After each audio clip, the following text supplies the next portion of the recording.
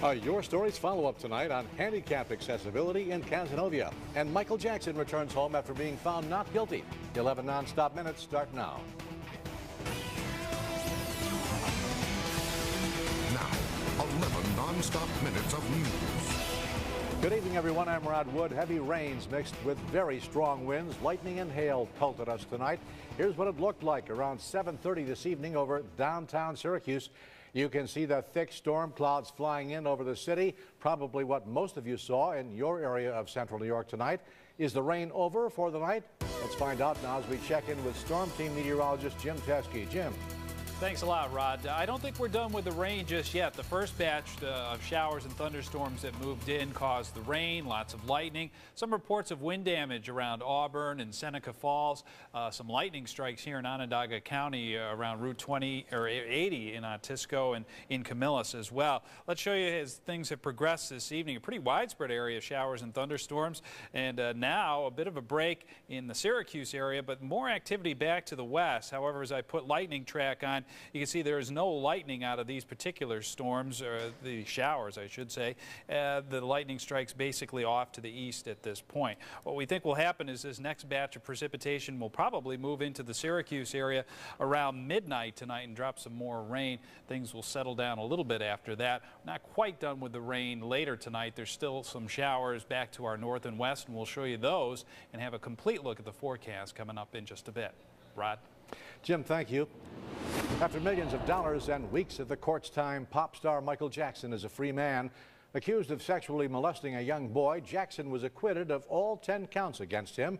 Carla Wohl has reaction from a frenetic scene outside the California courtroom. Michael Jackson's caravan made its way to court, where a crowd of about 1,000 screamed its support. Jackson, his sisters, brothers, and parents made their way through security and into court for the verdict. We, the jury, in the above entitled case, find the defendant not guilty of conspiracy as charged in count 1 of the indictment. That verdict was repeated again. Not guilty of a lewd act upon a minor child as charged in count 2 of the indictment. And again, as the jury cleared Jackson of all 10 charges, Jackson wiped his eyes and 2 of the jurors appeared to cry. Outside, the crowd erupted in cheers.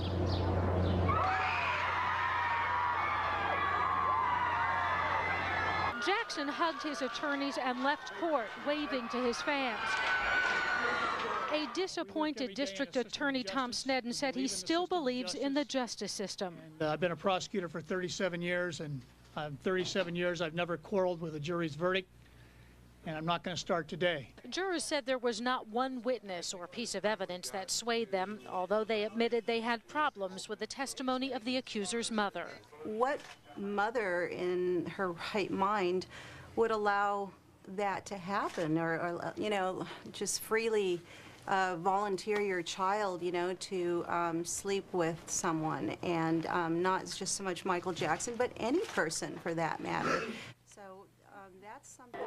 The verdict means that Jackson is now a free man. Carla Wohl, ABC News, Santa Maria.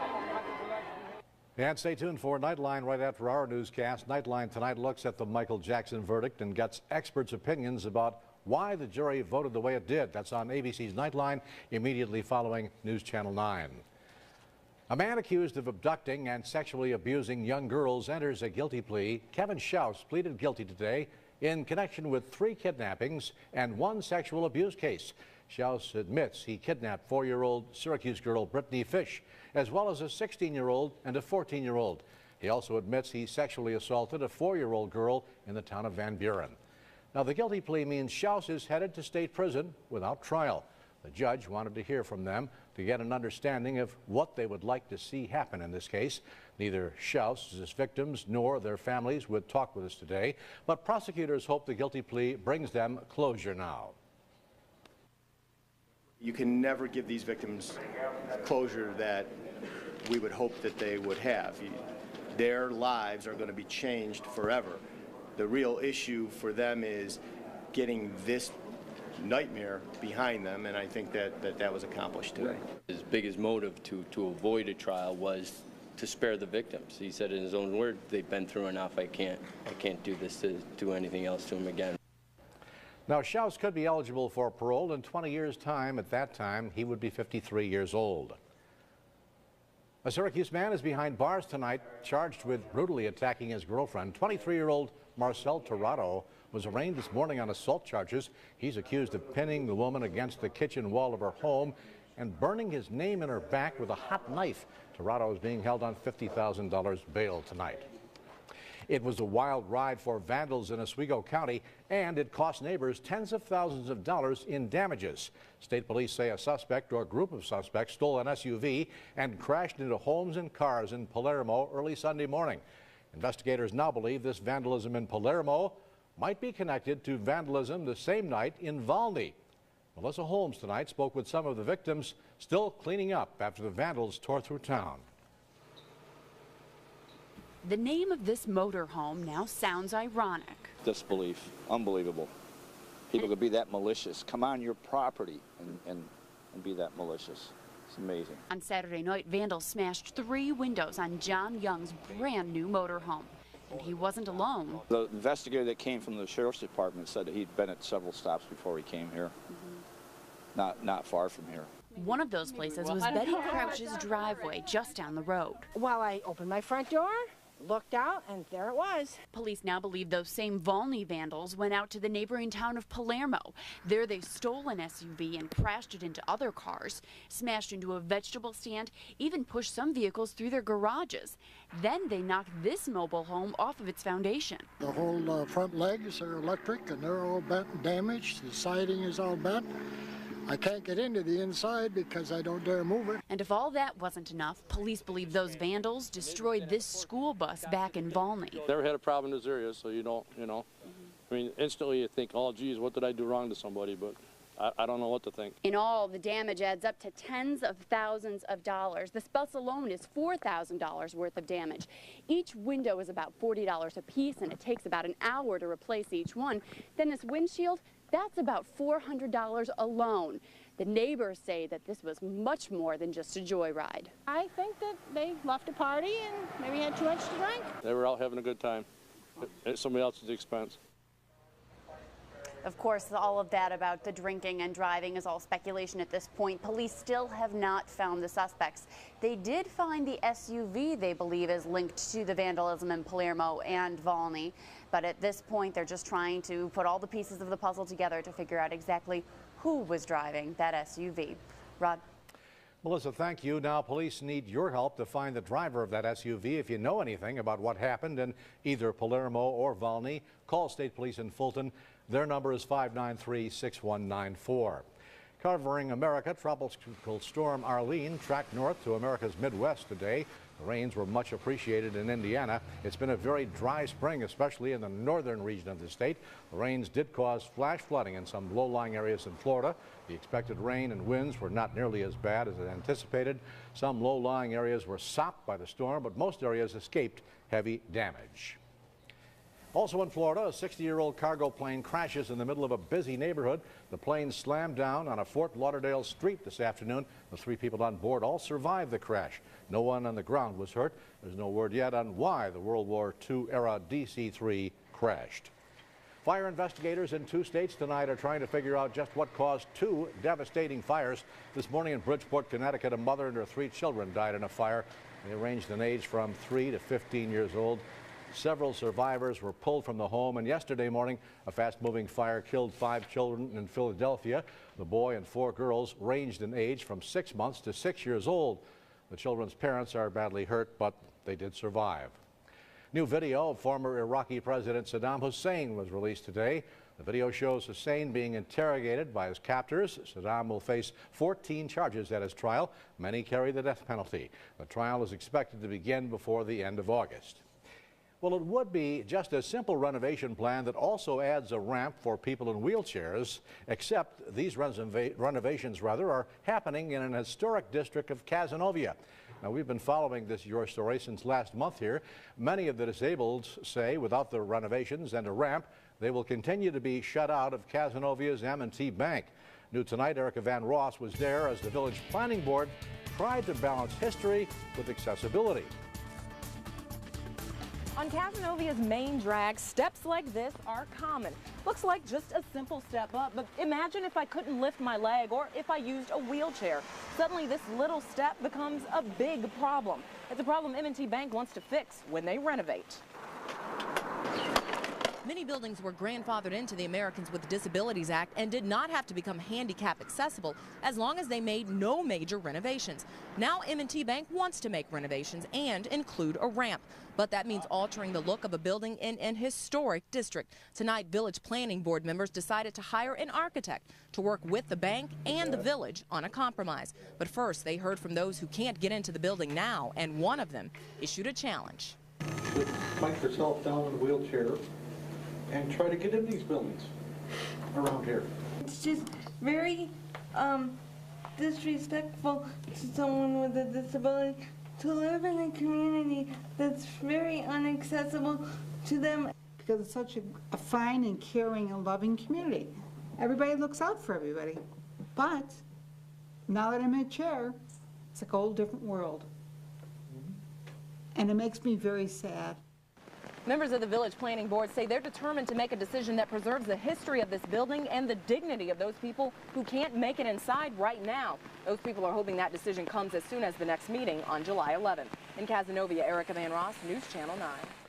And some of the disabled also suggested that the Cazenovia Historical Society consider adding a disabled member to its board so in the future they could help the society preserve history while making buildings handicap accessible at the same time. Coming up in sports, the countdown continues for Hakeem Wark. The NBA draft 2 weeks from tomorrow. Hack getting set to work out for the Nets on Wednesday. Then it's off to Milwaukee on Friday. We caught up with Jim Boeheim tonight. Find out what the coach thinks about Hakeem's draft status. That's coming your way in a little bit. The heavier rain that was in the Syracuse area a few hours ago moving off to the east as we take a look at live Doppler 9 real briefly here over Otsego and Shenango counties. There are flood advisories in effect. And to our west, still some rain to come through the Syracuse area, probably within the next hour. We'll go into more detail with that and have your complete storm team forecast coming up next. From the station that is breaking news, you're watching News Channel 9, 11 at 11. Sponsored by New York Lottery.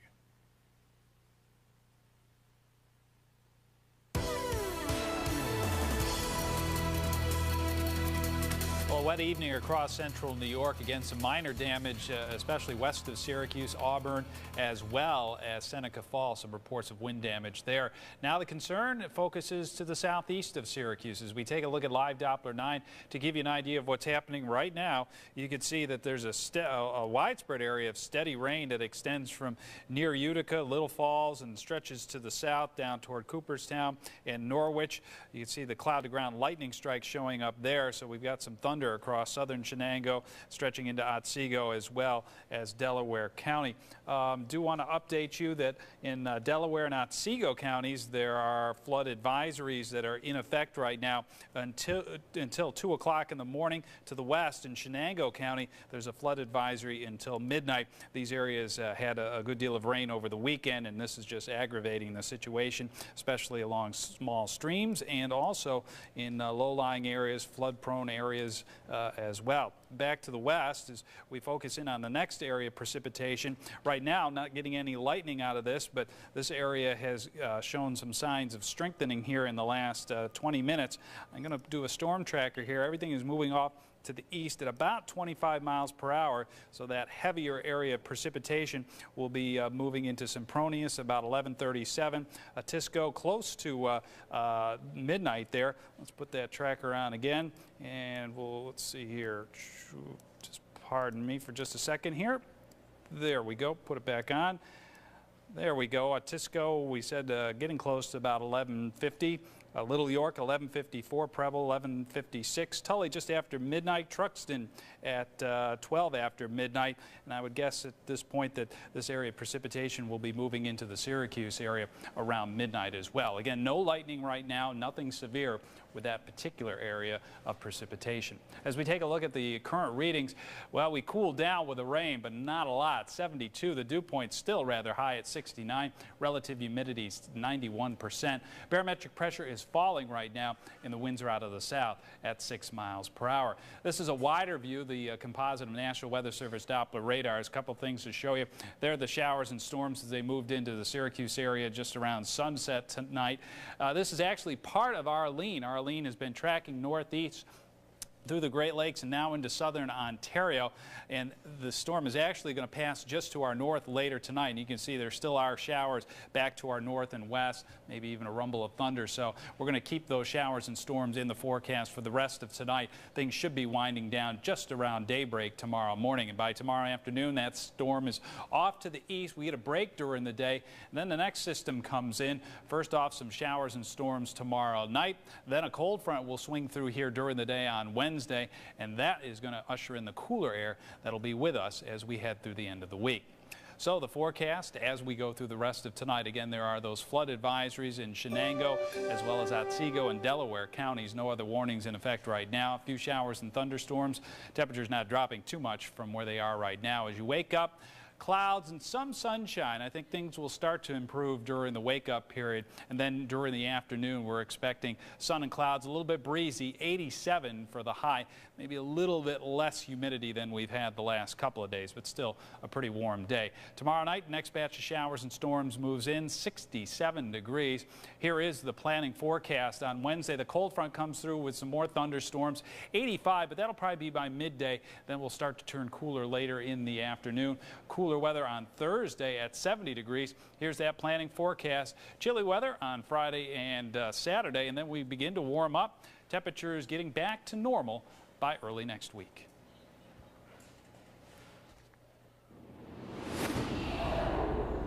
Here's a warning: if you don't pay attention to the signs and speed through construction zones, New York's coming after you. The state's launching a program called Operation Hardhead. It means you better watch your speed when driving through construction zones. State troopers will be well hidden with radar guns. One trooper clocks you, another will pull you over and ticket you. The hope is word will get around. Slow down in work zones or pay the price. So as they come down here, they see me, they're going to start to slow down just prior to getting to the work zone. It's very dangerous. It's a matter of life and death. And people don't understand travel in public. They just don't understand it. And state police say one of their biggest summer speed traps will come just a few days before the 4th of July. Last year, troopers handed out more than 1,600 speeding tickets in work zones statewide. The U.S. government says it wanted to, quote, break AIDS back by the year 2005. So why hasn't it happened yet? Here's Carrie Lazarus with tonight's Health Alert. In our Health Alert tonight, AIDS. More than 1 million Americans are living with HIV. Hitting the million mark is both good and bad news. More people are living with AIDS now because drugs are keeping them alive. That's the good news. But the bad news is that there are 60,000 new AIDS cases a year. That's far more than the government estimated, and critics blame a poor job by the government of AIDS prevention programs. This was the year, 2005, was the year the government set as its goal to break the back of the AIDS epidemic. Clearly, that didn't happen. That's our Health Alert. I'm Carrie Lazarus. Coming up in sports, the Yankees get some good news regarding the health of one of their everyday players. Stephen Fante will have the details. Plus, who'd want to tee off in this heat? We'll show you golfers with iron wills suffering through this heat and humidity to help a great cause. My name is Phil Lemper. It was a hot day to be out on the golf course, but people grabbed their clubs and swung for a good cause at the Tuscarora Golf Club in Marcellus. The golfers raised money to help fight SIDS, or sudden infant death syndrome. Our Mike Price was there, and he has our good news tonight. Golfers lined up in more than 60 carts on this scorching hot day at Tuscarora Golf Course to play golf in the annual tournament to benefit SIDS. Since the Golf Classic and all the funding that's come through, we've had so many educational programs for child care providers, for doctors, for nurses, and for parents. It's really great to see such a large turnout for such a worthwhile cause. But how are they holding up on such a warm day? Golf is always a lot of fun but it's a little bit nicer when it's a little cooler. Yeah, it's a little bit uncomfortable, but I'd rather play in the heat than in the wind. Does it hurt your game in any way, in the way you play? No, nothing hurts my game, like cold, snow, or heat. But the heat did seem to throw a few folks off course. Actually, it is mine. I love it. The hotter, the better. The hotter, the better. Good ball. Yeah, we really love it. It's nice to see the warm weather finally get to Syracuse. Oh, no, you just got to drink a lot of water and stay hydrated. I don't care if it's 100 degrees, we'd be out here for the babies and for the families. It's such a great cause and good friends and a lot of fun, and so we're toughing it out. There's 128 people participating. Whoa! A guy's got to be careful out here, but when you hear these golfers yell or they hear the word for, it's for the best of causes to aid SIDS. From the Tuscarora Golf Club on Howlett Hill Road, Mike Price, News Channel 9. All right, thank you, Mike. Well, News Channel 9 is a very proud sponsor of the tournament. This event has raised about $200,000 over the last decade for research and local programs associated with sudden infant death syndrome. Coming up next in sports, interleague play continues in baseball with a rematch of the 1975 World Series.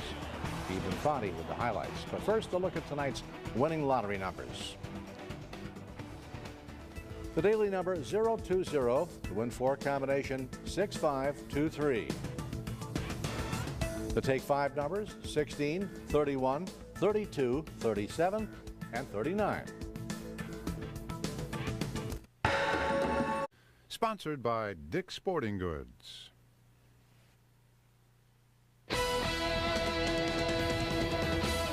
In sports tonight, another busy week begins for Hakeem Ward. 3 cities in 5 days, just an average week in the life of a professional athlete. Hack's been working out in Chicago. He'll fly to New Jersey on Wednesday. Then it's off to Milwaukee to meet with the Bucks on Friday. It's really getting down to crunch time for Warwick and the rest of the NBA hopefuls. The draft just 15 days away now. Hack has been on the workout circuit for the last few weeks, holding individual sessions for several of the lottery teams. That's the first 14 picks of the first round. The Nets happen to select 15th overall. Some mock drafts actually have Ward going to Jersey at that spot. Well, we caught up with his college coach tonight, who says regardless of where he goes, one thing's for sure, that team will get a quality athlete and a quality person. You know, obviously played well this year. He's had good workouts from everything we're hearing. NBA guys fall in love with high school players because they haven't seen them play much and they don't know all the bad things, but they're always looking for the next Kobe Bryant. But I've seen all the high school kids, and there's not a Kobe Bryant in the group. But I think he's going to go someplace in the first round, and if you do that, you'll have a chance. And I believe he'll be a good NBA player for a long time, and you know, he's a great kid. He deserves a good chance. The draft is set for June 28th at Madison Square Garden. As for his prediction on the NBA Finals, Coach Boeheim says he likes the Spurs in 6. That's provided, of course, the Pistons can turn it around at home, because if they can't, the way things are going, this series is going to be over in a hurry, except for maybe the first 6 minutes or so of Game 1. San Antonio has dominated Detroit every step of the way, cruising to 2 straight wins. Only twice in NBA Finals history has a team come back from such a deficit. The defending champs, though, say they aren't ready to give up just yet. We can rally. You know, we just gotta, you know, do all the little things that we've done in the past that's gotten us, you know, an NBA title and a chance to play in the finals. Game 3 is set for 9 o'clock tomorrow night. We'll have it for you right here on News Channel 9, WSYR. Baseball now, both New York teams off tonight, but some good news for Yankees outfielder Hideki Matsui. The MRI on his ankle came back negative. He hopes to be in the lineup tomorrow when the Bombers host Pittsburgh. Matsui has played in 1,637 consecutive games dating back to his days in Japan. As for the 3 teams the Yanks are chasing in the AL East, all 3 were in action tonight. All 3 were winners. We begin with a first-place Baltimore Orioles hosting Houston. Sammy Sosa with the 2-run double. O's go on to beat the Astros 8-5. On to Fenway, where the left field foul pole has been renamed Fisk's Pole in honor of Carlton Fisk's game-winning homer in Game 6 of the 1975 World Series. Fittingly, a rematch of that 75 series tonight. Boston and Cincinnati. Manny Ramirez skies one to right. Willie Mo Pena appears to come up with it. Ramirez, a 3-run homer. Red Sox beat Cincinnati 10-3. Last but not least, the Jays taking on the Cards. Former Sky Chief Russ Adams with the RBI single coming up right here makes it 3-0 Toronto.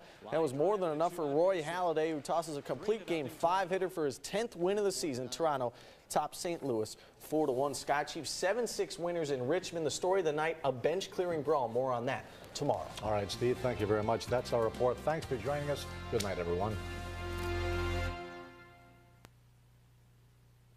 You're watching News Channel 9 WSYR, Clear Channel Television for Central New York.